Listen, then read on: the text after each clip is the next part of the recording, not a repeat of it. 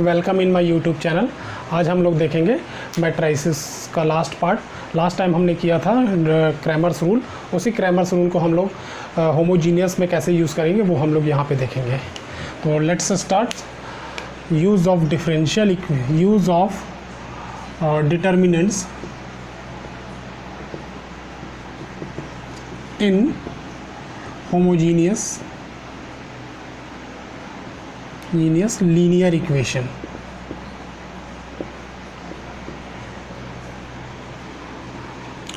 हम लोग देखते हैं use of determinant in homogeneous linear equation using Cramer's rule.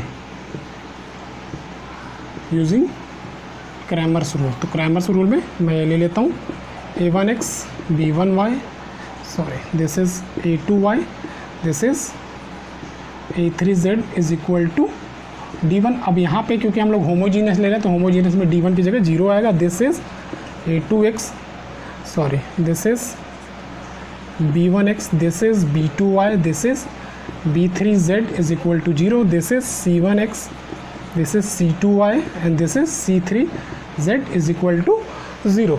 तो क्रैमर्स रूल में हम लोग क्या क्या फाइंड करते हैं, d फाइंड करते हैं, और d हम लोगों को पता है a1 b1 c1, a2 b2 c2 and a3 b3 c3 ये होता है। और बाकी d1 d2 d3 कैसे निकालते हैं ये मैंने प्रीवियस वीडियो में ऑलरेडी बता रखा है। अगर आप लोगों ने नहीं देखा है तो डिस्क्रिप्शन में लिंक गिवन है, वहाँ पे आप लोग जाके देख सकते हैं।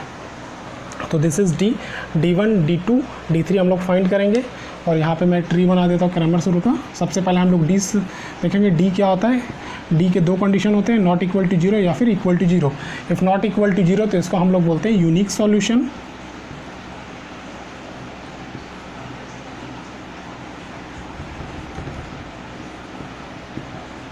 This is unique solution and और इसको इसी में जब हम लोग देख सकते हैं d, अगर मैं d1 निकालूँ, d1 क्या हो जाएगा, इस फर्स्ट कॉलम को हम लोग रिप्लेस कर देते हैं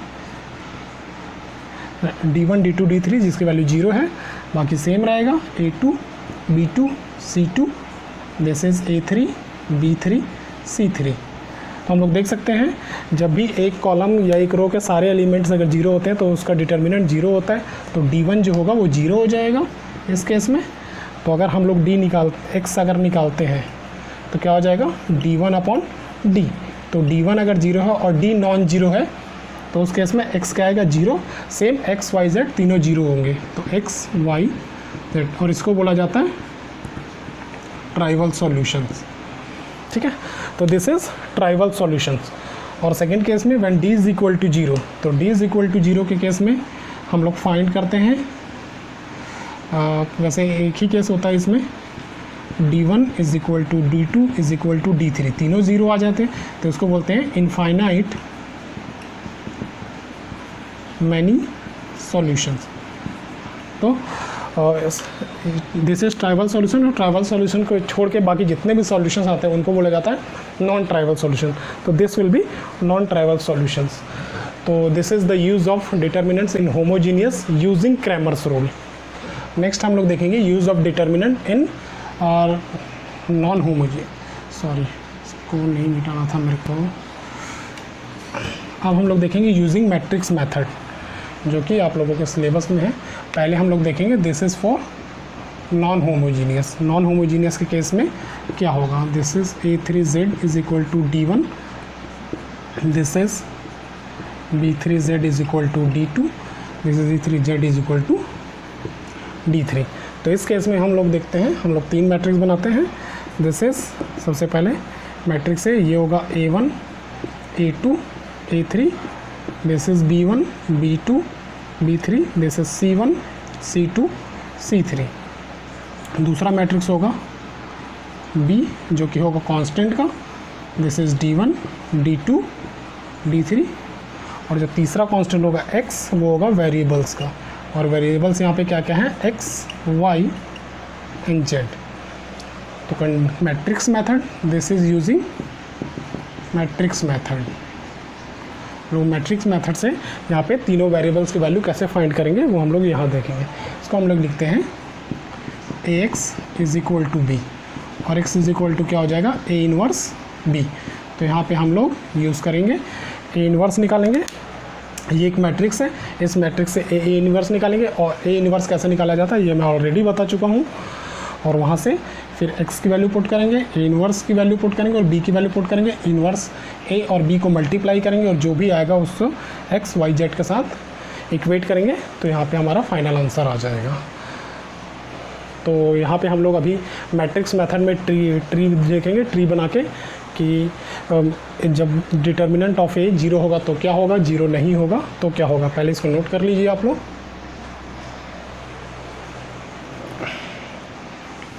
नेक्स्ट मैं इसका मेथड बता रहा हूँ ट्री मेथड से। जैसे मैट्रिक्स मेथड में मॉड ऑफ डिटर्मिनेंट ऑफ ए दो कंडीशंस होगी, या तो नॉट इक्वल टू 0 होगा या फिर इक्वल टू 0 होगा। जब ये नॉट इक्वल टू 0 होगा तो इस केस में ये होगा यूनिक सॉल्यूशन, इसको बोला जाता है कंसिस्टेंट, जो कि निकल जाएगा कैसे, ये निकलेगा x is equal to A inverse B से, यहाँ से। अच्छा, अब इस केस में क्या होगा, when mod of A is 0। मैंने बता रखा है जब डिटर्मिनेंट 0 होता है तो उसका हम लोग इन्वर्स नहीं निकाल सकते हैं, वो नॉन इन्वर्टिबल होता है। तो इस केस में यहाँ पे फिर से दो केस होंगे। पहला केस होगा हम लोग एडजॉइंट ए निकालेंगे, उसको बी के साथ मल्टीप्लाई करेंगे, इफ़ वो इक्वल टू 0 आ जाता है। और ये वाला केस होगा एडजॉइंट ए टू बी, वो नॉट इक्वल टू 0 होता है। अगर इक्वल टू 0 हो जाता है तो इस केस में इसको बोला जाएगा इनफाइनाइट मैनी सॉल्यूशंस और कंसिस्टेंट, और ये हो जाएगा नो सॉल्यूशन। तो इसलिए एडजॉइंट ए इंटू बी अगर नॉट इक्वल टू 0 होगा तो नो सॉल्यूशन, और इसको बोला जाता है inconsistent. And this is unique solution को हम लोग कंसिस्टेंट बोलते हैं। तो this is all about non homogeneous using matrix method. तो मैट्रिक्स मेथड्स के से नॉन होमोजीनियस इक्वेशंस को हम लोग ऐसे सॉल्व करेंगे। ओके, अब नेक्स्ट हम लोग देखते हैं use of matrix method in homogeneous. अब होमोजीनियस के केस में क्या होगा ये, तो सबसे पहले मैं इसको होमोजीनियस कर देता हूँ। d1 d2 d3 तीनों इक्वल टू 0 हो जाएंगे। This is 0 0 0। तो इस केस में सेम कंडीशंस आएगी। मॉड ऑफ डिटर्मिनेंट ऑफ ए हम लोग चेक करेंगे इसमें से किस कंडीशंस में आता है। जिस कंडीशंस में भी आएगा उसके अकॉर्डिंग ही इसका सॉल्यूशंस होगा।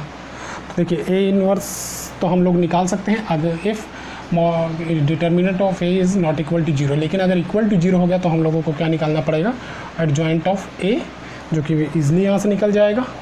और बी हमारे पास क्या है, B is equal to this is 0 matrix. सो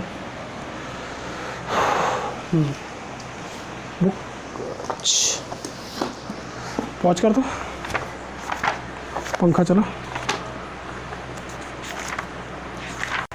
एक काम कर, बंद कर। In matrix method for homogeneous linear equations के लिए ये कंडीशंस है।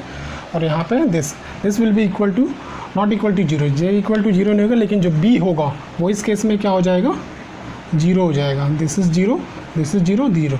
इसका मतलब ये क्या होगा, दिस इज़ 0 मैट्रिक्स। और 0 मैट्रिक्स इन्वर्स के साथ मल्टीप्लाई होगा तो x क्या हो जाएगा, capital X is also 0 matrix. जब x 0 मैट्रिक्स हो जाएगा तो इसका मतलब x is equal to 0, y is equal to 0 and z is equal to 0। और इसको बोला जाता है trivial solution. This is trivial solution. और इस केस में ये हमेशा 0 ही रहेगा क्योंकि b 0 है। B matrix is always 0 matrix. और एडजॉइंट ए जो होगा एक मैट्रिक्स और दो मैट्रिक्स का मल्टीप्लिकेशन, दिस इज 0 मैट्रिक्स। तो ये होगा इनफाइनाइट मैनी सॉल्यूशंस। और होमोजीनियस के केस में हम लोग इसको कंसिस्टेंट नहीं बोलते। ये नॉट इक्वल टू 0 वैसे केस होता नहीं है क्योंकि b ऑलवेज 0, तो ये वाला केस होगा नहीं। ठीक है, तो दिस इज ट्राइवल सॉल्यूशन। और जो ट्राइवल सॉल्यूशन के अलावा और जितने भी सॉल्यूशंस आते हैं, all solutions are called non trivial solution और नॉन जीरो सॉल्यूशन। तो इसका मतलब this is a non trivial solutions. Okay, next हम लोग देखते हैं कि एलिमेंट्री ऑपरेशंस। इन्वर्स निकालने का एक तरीका मैंने आपको ऑलरेडी बताया हुआ है, लेकिन एक और मेथड है जिसको बोलते हैं एलिमेंट्री ऑपरेशंस। एलिमेंट्री ऑपरेशन में क्या होता है,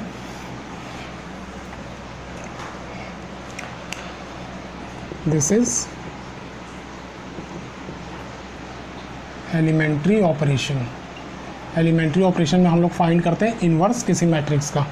जैसे सपोज कीजिए मैं कोई भी एक मैट्रिक्स ले लेता हूँ, this is 1, suppose this is 2, this is 1, this is 3, -1, 2, 1, 1, 2, -1। कोई भी एक मैट्रिक्स ले लेता हूँ जिसका इन्वर्स मेरे को फाइंड करना है। तो सबसे पहले एलिमेंट्री ऑपरेशंस होता क्या है उसको हम लोग देखते हैं। एलिमेंट्री ऑपरेशन के लिए इसका मतलब ये होता है कि हमको ऑपरेशन सिर्फ रो में लगाना है या फिर कॉलम में लगाना है। अगर हम रो में लगाएंगे तो एलिमेंट्री रो ऑपरेशन, कॉलम में अगर ऑपरेशन लगाते हैं तो एलिमेंट्री कॉलम ऑपरेशंस। तो सबसे पहले हम लोग देखते हैं वर्क कैसे करते हैं। जैसे कि हमको पता है ए इन्वर्स होता है आई, ए इन्वर्स आई होता है यूनिट मैट्रिक्स, और इसी से हम लोग सॉल्व करेंगे। इसको हम लोग ऐसे लिख सकते हैं, दिस इज़ ए आई ए, इसको ऐसे लिखा जा सकता है और इसी को हम लोग यूज़ करेंगे। जैसे ए की जगह मैं ए लिखूँगा तो ए इज़ 2, 1, 3, -1, 2, 1, 1, 2, -1। अब दिस इज़ 3 ऑर्डर, तो यूनिट मैट्रिक्स भी 3 ऑर्डर का ही होना चाहिए। ए को हम लोग सिंपल ए रहने देंगे। हम लोग ऑपरेशंस क्या करेंगे, हम लोग जो ऑपरेशंस यहाँ लगाएंगे सेम ऑपरेशन मेरे को यहाँ लगाना है, और यहाँ पे उसके बाद जब ये सॉल्व हो जाएगा तो उसको हम लोग कंपेयर करेंगे। यहाँ से यहाँ यूनिट मैट्रिक्स आना चाहिए, यहाँ मेरे को सिर्फ इसको यूनिट मैट्रिक्स बनाना है, और जो ऑपरेशन मैं यहाँ लगाऊंगा सेम ऑपरेशन यहाँ लगाना है। ये अपने आप यहाँ पे इन्वर्स आ जाएगा इसके अकॉर्डिंग, क्योंकि ये हो जाएगा आइडेंटिटी मैट्रिक्स, ये इन्वर्स हो जाएगा और ये यहाँ पे ऑलरेडी है। तो देखिए हम लोग कैसे इसको सॉल्व करते हैं।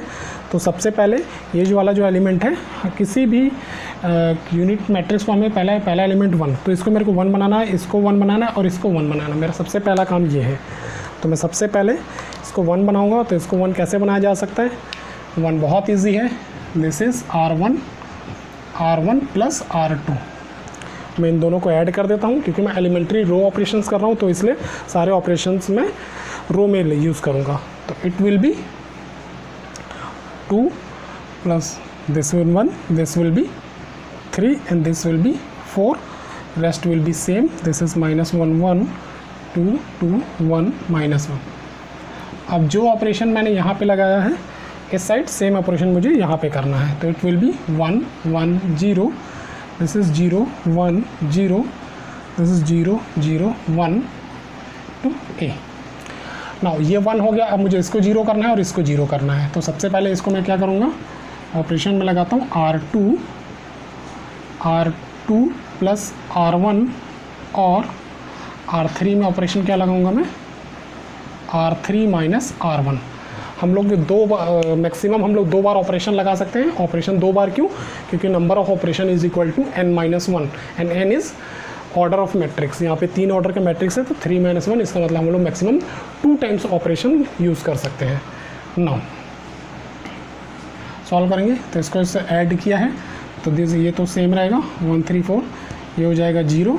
इसको ऐड किया है तो दिस इज़ 5, इसको ऐड किया है तो दिस इज़ ऑल्सो 5, एंड इसको और इसको माइनस किया है तो 0, this is 2 - 3 that is -1, that is -1 - 4 that is -5।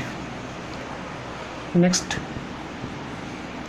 पहला सेम रहेगा, इसको हम लोग क्या किया है, इसको हमने ऐड किया है तो this will B 1, this will B 2 and this will B 0, और इसको इससे माइनस किया, this is -1, this is also -1 and this is 1।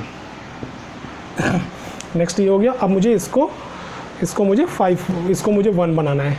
तो इसके लिए मैं क्या ऑपरेशन लगा रहा हूँ, अच्छा इसको मैं इसको मिटा देता हूँ क्योंकि ये हो चुका है। तो यहाँ पे मैं ऑपरेशन लगाऊंगा R2 इक्वल टू 1/5 R2, मतलब 5 को मैंने R2 को मैंने 5 से डिवाइड किया है। तो this is 1, 0, 0, this is 3, this is 4, this is 1, this is also 1, this is minus 1, this is minus 5, and it will be 1 1 0. This is 1 by 5, this is 2 by 5, this is 0, this is minus 1 1 2 a. अब हम लोग देख सकते हैं ये 1 हो गया। अब मुझे इसको भी 0 करना है और इसको भी 0 करना है, तो इसके बाद मैं ऑपरेशन यहाँ लिख रहा हूँ, लोग यहाँ देख सकते हैं। तो इस वाले अब मुझे इसको 0 करना है, तो दिस इज R1 में ऑपरेशन लगाया मैंने, R1 माइनस 3R2, इसको 3 से मल्टीप्लाई करके इससे ऐड किया है। और R3 में भी मैं एक साथ लगा देता हूँ ऑपरेशन, R3 में R3 प्लस R2। बहुत ईजी है, एक बार आपने इस डायगोनल एलिमेंट को 1 कर लिया, फिर इनको और इनको 0 करना बहुत ईजी हो जाता है। तो नाउ तो क्या हो जाएगा, क्योंकि R1 से इसको इसमें तो कोई फ़र्क नहीं पड़ेगा, दिस इज़ 1, इसको मैंने 3 से मल्टीप्लाई करके इससे माइनस किया है, तो दिस इज़ 0, इसको मैंने 3 से मल्टीप्लाई किया है, तो 4 माइनस 3 दैट इज़ 1। नेक्स्ट 0 1 1। अब उसके बाद यहाँ पे क्या किया है मैंने, इससे इसको ऐड किया है, तो 0 0 0 हो जाएगा, ये 0 हो गया, 1 और ये माइनस 4। सेम ऑपरेशन मुझे राइट साइड यूज़ करना है, तो इसको मैंने 3 से मल्टीप्लाई करके इससे ऐड किया है, तो इसको थोड़ा सा रफ कर लीजिए। तो मैं यहाँ पे कर लेता हूँ थोड़ा सा, दिस इज़ 1 माइनस, क्योंकि यहाँ माइनस है तो 3/5, तो it will be 5 minus 3/5 that is 2/5। तो ये हो गया 2/5। नेक्स्ट क्या हो जाएगा, 1 माइनस दैट इज़ 3 से मल्टीप्लाई करके this will B 6/5, 5 minus 6/5 that is minus 1/5, this is minus 1/5, and next will be 0। उसके बाद क्योंकि ऑपरेशन R1 में है और R3 में, तो R2 सेम रहेगा, और इसको और क्या किया है R3 में, जस्ट इन दोनों को ऐड किया है। So minus 1 plus 1/5, this is minus 5 plus 1/5 minus 4/5, so this is minus 4/5, and this will B, इसको ऐड किया है, तो दिस इज़ माइनस 1 प्लस 2/5, तो this is minus 5 plus 2/5, this is minus 3/5, this is minus 3/5 and this is 1। सो यहाँ तक ये हो गया। अब हम लोग देखेंगे, इसको -1 करेंगे और इन दोनों को 0 0 करेंगे, तो हमारा फाइनल आंसर आ जाएगा। तो मैं इसको मिटा रहा हूँ क्योंकि यहाँ पे स्पेस नहीं है। ओके,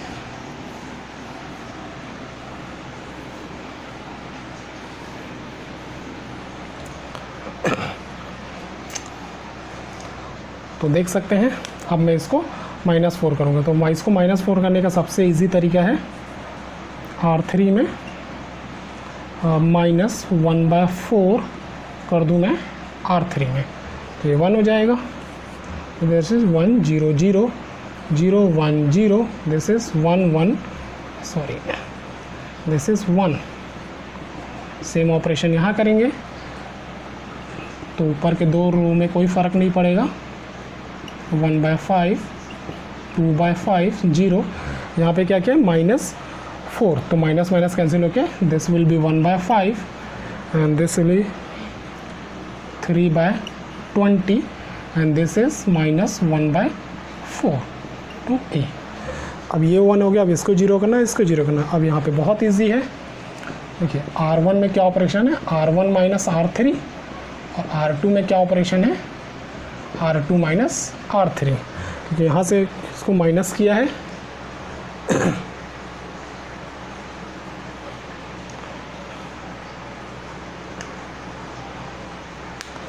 तो यहाँ पे देख लेते हैं, R1 माइनस R3, तो ये हो जाएगा 1, ये हो जाएगा 0, 1 माइनस 1 दैट इज़ 0। अब R2 में देख लेते हैं, R3 को किया हुआ minus, this is 0, 1 minus 0 0, and this will B, sorry it will be 1 होगा, क्योंकि 1 माइनस 0 ये सेम रहेगा। तो हम लोग देख सकते हैं लेफ़्ट साइड में यूनिट मैट्रिक्स आ चुका है। अब इसको सॉल्व करके जो आएगा वो फाइनल आंसर होगा। तो इसको सॉल्व करिए। R1 माइनस R3 रफ के लिए हम लोग यहाँ पे थोड़ा यूज़ कर लेते हैं। R1 minus R, this is R1, this is R3, so 2/5 minus 1/5, तो this is 1/5 minus 1/5 and minus 3/20, minus 3/20 LCM लेंगे 20 minus 4 minus 3 that is minus 7/20। And third case में सेम हो जाएगा, तो माइनस माइनस प्लस हो जाएगा 1/4। R2 में भी ऑपरेशन है, इन दोनों को ऐड किया हुआ है, तो दिस विल बी 2/5, इन दोनों को ऐड किया हुआ है, this is 2/5 plus 3/20, this is 28 plus 3 that is 11/20। And next is, तो इसको ऐड R2 में माइनस किया हुआ है, सॉरी R2 माइनस R3, यहाँ पे माइनस किया हुआ, मैंने यहाँ पे प्लस कर दिया, थोड़ा सा मिस्टेक हो गया है, तो मैं इसको मिटा लेता हूँ। थोड़ा सा ध्यान से करना पड़ेगा। तो 1/5 माइनस 1/5, तो दिस विल बी, ये 0 हो गया। 2/5 minus 2/5 minus 3/20, this will B 28 minus 3, this by 5/20 that is 1/4। Next is 0 और इसको माइनस करके, तो this will B 1/4, next will be 1/5 3/20 and this is minus 1/4. So this is the our final answer, this is no, क्योंकि इसको satisfy करेगा I is equal to A inverse A। तो अगर इसे कंपेयर करूँ तो this is identity matrix, this is A, तो this is inverse, तो और इनवर्स विल बी, इसको थोड़ा अच्छे से लिख दीजिए, 7/20 1/4 0 1/4 1/4 1/5 3/20 and minus 1/4। so this is the final answer। I hope आप लोगों को एलिमेंट्री ऑपरेशन समझ में आ गया होगा। So that's is enough for matrices and determinants. अगर आपको मेरा लेक्चर अच्छा लगा होगा तो सब्सक्राइब कीजिए, लाइक कीजिए, शेयर कीजिए। और कोई भी प्रॉब्लम हो या कोई भी टॉपिक अगर मैंने कवर नहीं किया होगा इसमें, तो नीचे कमेंट लिखिए और मुझे बताइए कि कौन सा टॉपिक छोटा है, मे बी बाद में मैं उसमें वीडियो बनाऊँ। Okay, thank you.